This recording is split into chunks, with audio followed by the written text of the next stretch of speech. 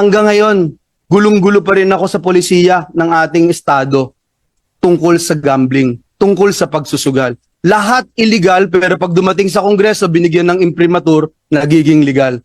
Anong klaseng polisiya talaga yon? So hanggang ngayon ho, litong ho ako doon at sana mabigyan ng linaw ano talaga yung nais nating tahakin. Mag-raise lang ba ng funds? Kung magre-raise lang tayo ng funds, edi pasukin na rin natin illegal drugs tsaka kidnapping. Mas mabilis mag-raise ng funds kung yun ang gusto natin. Sir Chairman, bilang may akda po ng Senate Bill number 47 o Anti-Online Gambling Act, nais po nating magpasalamat sa ating chairperson, Senator Erwin Tulfo, sa kanyang mabilisang aksyon sa pagsasagawa ng pagdinig na ito tungkol sa lumalalang krisis sa online gambling. Yes, Mr. Chairman, dear colleagues and resource persons, online gambling is now a growing national crisis. That is why it behooves us to address this once and for all. And as this is more than just a game of chance, online gambling is a growing menace that threatens the very fabric of our society. Every day, people are not just risking their hard-earned money. They are putting their futures, families, and lives on the line. The lure of instant wealth has already led many down a path of addiction, death, and despair.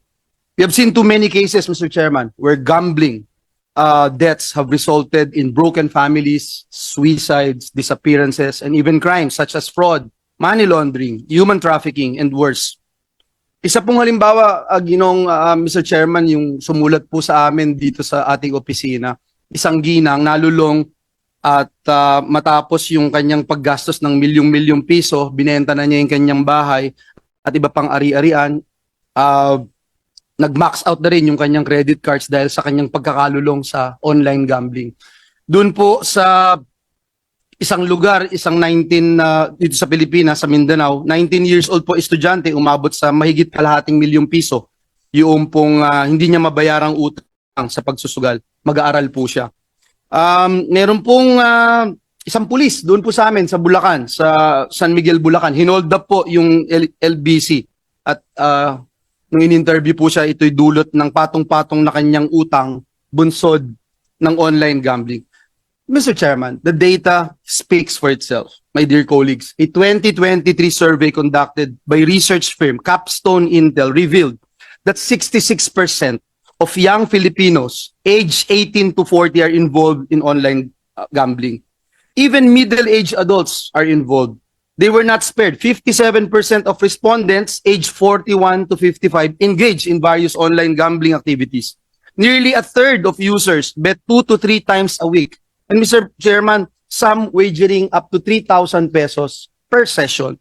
Even worse, Mr. President, Mr. Chairman, our digital age has made gambling more accessible than ever. We now live an era where anyone with a smartphone effectively has a casino in their pocket, open 24/7. No dress code, no travel, just one click. These platforms are powered by sophisticated technology and aggressive marketing strategies designed not just to attract users, Mr. Chairman, but to keep them gambling longer and coming back more often. What's deeply troubling is that many of these platforms use psychological triggers. I want to emphasize this, Mr. Chairman. May psychological triggers na ginagamit. Manipulative design elements intended to encourage impulsive and compulsive behavior. Add to that, the integration of gambling platforms into widely used mobile apps has made it nearly impossible, Mr. Chairman, nearly impossible for families to shield their loved ones from this threat. And that's why this hearing is very important. Despite all these red flags, Mr. Chairman, we see gambling advertisements being pushed to our youth through social media, streaming platforms, and even influencer content, Mr. Chairman. Please, let me put emphasis on this. Even minors are exposed to these dangerous platforms, putting our youth at risk or early addiction and lost opportunities. May mga kabataan po na hindi pa nga po pwedeng bumoto, pero araw-araw exposed na sa sugal. We must ask ourselves, how did we allow this to happen? And let us be clear, online gambling is not just a matter of financial loss. It's strongly associated with serious mental and physical health issues, broken relationships, family conflict, increased cases of domestic violence and suicide, crime against persons and property, and ultimately, the erosion of opportunities and dignity in the lives of many Filipinos. Sa madali pong salita, Mr. Chairman, sa sugal po ay hindi lang salapi ang itinataya, pati kinabukasan ng pamilyang Pilipino. Kaya ngayong araw na ito, gusto po natin malaman, Mr. Chair, anong mga hakbang ba ang ginagawa ng pamahalaan para mapuksa ang lumalalang krisis dulot ng online gambling? Binan natin yung Pogo, nag-shine naman tong online gambling at binanggit nyo kanina, Mr. Chairman, this time around, Pilipino na ang talagang target, hindi lang mga banyaga. Paano minomonitor ng PAGCOR ang mga licenses nito para masigurong walang mga irregularidad na nakakalusot? Ano po bang mga pulisiya ang dapat ipinapatupad ng mga e-wallet apps para hindi basta-basta nagkakaroon ng access ang mga kabataan sa gambling sites sa pamamagitan po ng kanilang apps? And I'm glad that Senator Alan is here being chairperson of the Committee on Banks dahil gusto ko natin maintindihan ano bang ginagawa ko nila. May mga e-wallets, may mga e-banks na rin, Mr. Chairman. Ilan lamang po ito sa nais nating matugunan ngayong araw na ito. And last but not the least, Mr. Chairman, ang tagal ko na hong legislator, 2 dekada mahigit na. Hanggang ngayon, gulong-gulo pa rin ako sa polisiya ng ating estado tungkol sa gambling, tungkol sa pagsusugal. Lahat illegal pero pag dumating sa Kongreso, binigyan ng imprimatur, nagiging legal. Anong klaseng polisiya talaga yon? So hanggang ngayon ho, litong ho ako doon at sana mabigyan ng linaw ano talaga yung nais nating tahakin. Mag-raise lang ba ng funds?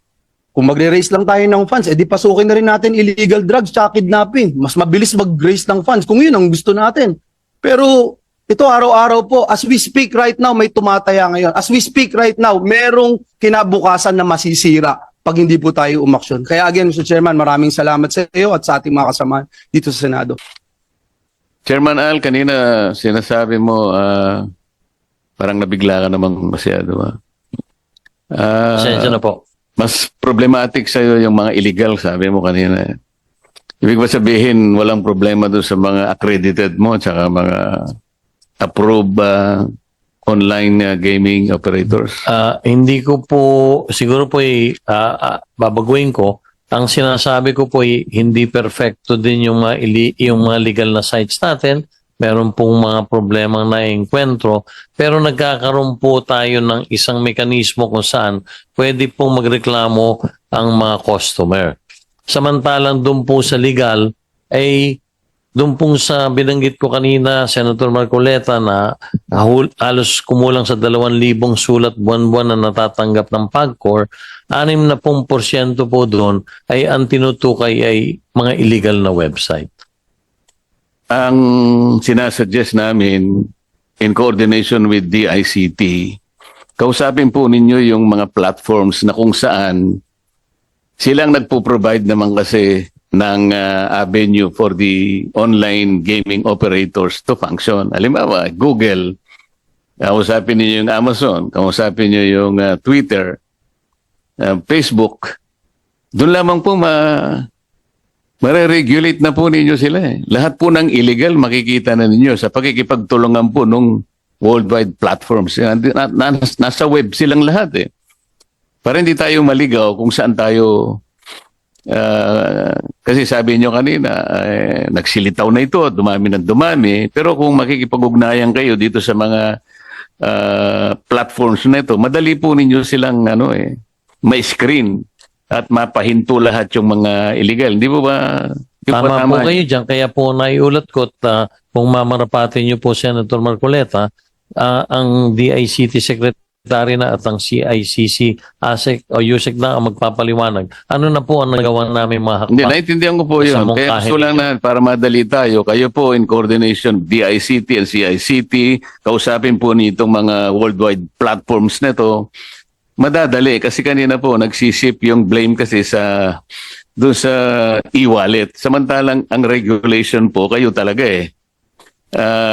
dapat nga po magpasalamat kayo sa BSP na walang galang na po. Dahil sa ngayon, nakahanap tayo ng isang solusyon na pansamantala, makatutulong po sa paglaganap nito, lalo na yung mga illegal na pwede pala nilang kahit papano suspindihin yung link na tumutulay sa mga e-wallet para masugpo po yung mga hindi mabuting nangyayari kagaya ng gustong ipasinag mamaya dito. Wala po kayong kagaya na sinasabi ni Senator Pia kanina, mukhang wala kayong in-institute na KYC measure sa mga inyong accredited and approved online gaming operators. Kasi kung meron yun, ang laki po ng may tutulong. Hindi basta-bastang nakakapasok yung mga tao na gustong sumali dito sa ganitong industriya. Sapagkat alam naman natin na very pernicious lalo na sa mga bata. Sa mga kapatid, kulang na kulang po yung regulatory measures po na dapat sana'y nakatatag na dyan. Para sa ganoon, ang pag-uusap siguro natin, konti na lang. So ngayon po parang nakikita namin, there is a complete breakdown of regulatory mechanism. Kaya po tayo nag-ship sa e-wallet sapagkat yung BSP mukhang meron silang karaka-raka na measure na pwedeng ilatag gagaya ng nangyari kanina. Napagdiskitahan nga lang sila sapagkat nasabi pa niya ay 48 hours. Hindi ko naman alam na kaya palang gawin. Sinadjust ko lang, nagkataon lang po na pwede naman palang gawin. Paano kung wala silang ganoon? Sa mga kapatid, we are all dependent on PAGCOR's regulatory mechanism na wala pala. So, paano po yung masasabi ngayon na makakapagtatag po tayo ng regulatory mechanism? Sapagkat ang direction po ngayon, complete ban. Siguro kung complete ban, mas maganda na po sa akin yun. Ngayon, kung halimbawa pag-uusapan yung regulation, kung wala naman po kayong masasabi na mekanismo para i-regulate po natin sapagkat ang nakikita namin, dumadami ang problema, yung technology mas mabilis pa sa regulation, paano namin tatanggapin yung commitment ninyo na meron kayong kakayahan? Kasi kayo po yung regulator, yung charter nandito po Kayo ang regulator, wala nang iba. Patutulong lang kayo sa iba kung kaya kayong tulungan. So how can we make sure na kaya po ng PAGCOR ang pagre-regulate? Salamat po sa katanungan niyo, Senator Marcoleta. Kung mamarapati niyo po, hindi naman po sa wala kaming regulasyon. Meron po talaga kaming yung KYC binabanggit ninyo, yan po ay pinatutupad sa pangkasalukuyan. Kaya lang, tulad po ng sinasabi ko, ay hindi naman perfecto yung KYC proseso. Kung minsan po nagagamitan tayo ng mga fake na ID na kung saan nakapaglalaro yung hindi dapat makapaglaro. Pero gusto ko pong ipaalam sa inyo at maaaring i-furnish ko din po ng kopya ang committee. Meron pong rules and regulations tayo sa lahat po ng ating mga license operators. Baka ang sinasabi mo, Chairman Al, yung regulatory framework for the issuance of gaming licenses for the establishment of gaming venue. Ito po ay November 22, 2023. Meron ka ring revised regulatory framework for the remote gaming platform November 15, 2023. Meron ding Memorandum Circular number 6, September 20, 2016, galing sa Office of the President. Okay. Meron DILG Memorandum Circular 2018-25, February 28, 2018. Meron ka ring Circular Letter number CL 2021-012, February 6, 2021. Meron kang BSP Memorandum number M 2018-002, 17 January 2018. Meron kang Republic Act 9487, ito yung PAGCOR Charter. Ito ba ang sinasabi mo na regulatory environment na pwede mong ilaban dito sa lumalaganap na papalaki ng salot na sinasabi ng chairman kanina? Opo, yun po, kaya kung mapapansin nyo, halos tuwing every quarter, nirevisa po namin yan para po magkaroon nga ng mga adjustments. Pero parang hindi ganun po yung nangyayari. Kaya nga lumitaw ngayon, ang tendency na nga yung direction is total ban to online games. Kasi nga mukhang hindi nga nakikita na meron kayong kapasidad na magpatupad ng regulation. Ako personal, Chairman Al, gusto kong maniwala sana sa'yo. Pero kung naaalala mo, meron tayong naging pag-uusap tungkol sa ating constituents. Siguro 3 taon na nakararaan. Nandun pa ako sa kabilang house. Kung natatandaan mo pa, Opo. Yung dalawa po, walang nangyari, hindi ba? hindi po, kami po yung nakikipag-ugnayan sa inyong tanggapan. Meron na pong dalawang Alam mo, nakasign sa inyo. Chairman Al, Opo. nandun po ako sa Congress, hindi po Opo. ako umalis doon. Hanggang sa ako'y maging senador. Kinalimutan ko na yung usapan natin. Ah, Kaya ako gusto kong, talagang by nature, gusto kong maniwala sa tao. Talagang dapat ganun, magtiwala tayo sa isa't isa. Pero pagka yung usapan, pinag-usapan, pagkatapos walang mangyayari, kaya parang nagdududa ako na sa bawat sagot mo, totoo kaya ito? Pwede kayang maniwala ako? Hindi. Kasi meron akong karanasan sa iyo. Senator, Kasi siya ka na kung kailangan Opo, ko sabihin ito sapagkat ito importante, lalo na itong tinatalakay natin ngayon. na naintindihan ko po kayo. Ang totoo po yung ating pinag-usapan ay ipinatutupad pa lang ngayong taong ito. Nagkaroon po ng mga delay sa pagbibili, sa procurement. Pero ang maliwanag po, Senator, Hindi ganun ang sinabi mo sa akin. Meron ka sinabing within the next 2 weeks. That was 3 years ago. actually not this. Malinaw ang aking memory, Chairman pareho Alan. tayo. Birthday po yun ng isang kakilala natin nung nagkita tayo. Kaya nga, so meron timeline yun may time Opo. frame yun Hindi yung sasabihin Nagkaroon natin. po kasi ng problema sa procurement. Ako po hihingi ng paumanhin sa inyo sa kadahilan ng kailangan po palang humingi pa ng clearance sa isang ahensya ng gobyerno. So, na-delay po yon. Naalala ko po nagkaroon din tayo ng Hindi follow-up. tayo kasi pwedeng magtiwala na kapag sinabi natin ngayon, hindi pala natin alam na meron palang iba't iba pang mga factors na i-consider. Kagaya ngayon, nag-uusap-usap tayo. Sasabihin mo sa amin na meron tayong framework, meron tayong regulation. Paano, on my own personal basis, paano ako maniniwala na kaya mong ipundar lahat ito? Bakit hindi ako maniniwala na pwede total ban na lang kasi talagang hindi naman po pwede yung regulation kasi nandiyan pa si Chairman Ali. Kung pwedeng palitan natin si Chairman Al, baka sakaling maniwala ako, magre-regulate muna tayo. Yun po yung usapin dito. Opo. Kung ako naman po ginagalang ko yung inyong paniniwala, pero gusto ko pong ipaabot sa Hindi inyo. paniniwala yung commitment natin dalawa. Kasi ako, nung sinabi mo yon, sinabi ko na rin doon sa constituents. So ako ngayon ang napahiya. Di bali na yon. Hindi ko naman pwedeng kasi sinabi sa akin ng chairman. Hindi, ako na pong gumawa ng paraan. Hindi lang po ako masisi ng mga tao. Opo. Ako po sa harap ng lahat ay humihingi ng paumanhin. Pero gusto ko lang pong ipaabot sa inyo na hindi ko po personal na kasalanan. Nagkaroon po ng mga intervening events na delay po talaga at alam naman po ng lahat Chairman, karirinig ko lang ngayon Halos 200 milyon ang naibibigay mo sa ahensya ng ating pamal. Marami ito, binasa ko sa iyo kanina. Opo. Iba't ibang ahensya. Yung pinag-usapan natin. Alam mo ba kung gano'ng halaga lang, no? Nagkakahalaga po ng 4 na milyong piso. Masisira ba ang salita natin ng dahil doon lang?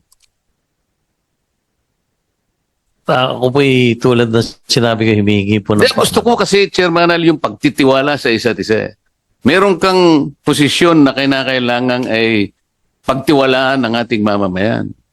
Bawat sasabihin mo, maniwala ang taong bayan. Doon lang magmumula ang pagtitiwala ng mamamayan sa mga may posisyon na kagaya mo. Ngayon pinag-uusapan natin isang social issue. Hindi natin alam kung yung regulation is the better option o total ban. Hindi natin alam yung social cost will be outweighed by the benefits that your organization or yung iyong sektor na kinakatawan ay makatutulong talaga rito. Ngayon, ang pinag-uusapan natin, ang kapasidad mo. Paano mo masasabing mapaninindigan mo ang pagre-regulate? Kung halimbawa, sa usapin lamang na simple, wag na yung sa akin, sa iba't ibang panig ng ating lipunan na kinakatawan ng PAGCOR. Kasi mamaya merong magtatanong sa'yo, halimbawa,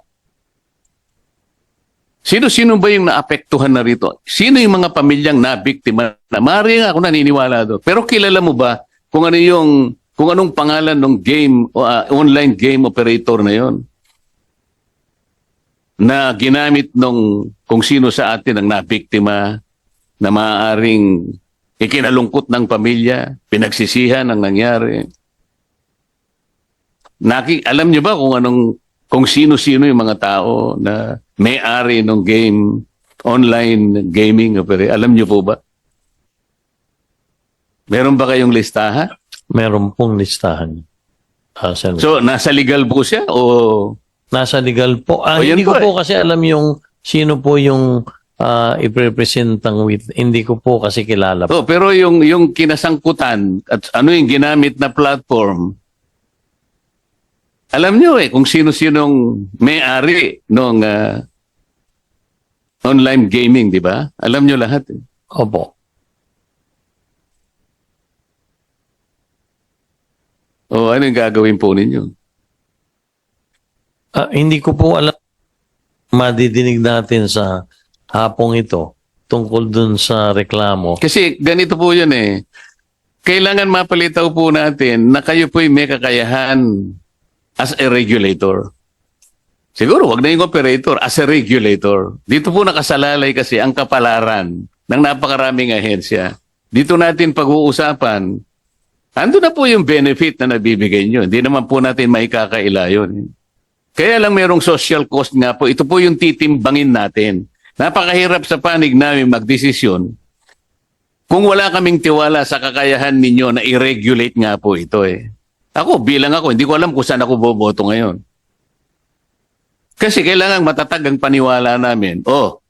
Matatag ang regulator na yan. Baka sakaling dun muna ako kasi napakaraming natutulungan. Ngayon, kung hindi ako naniniwala sa kakayahan ng regulatory mechanism mo, total ban na lang.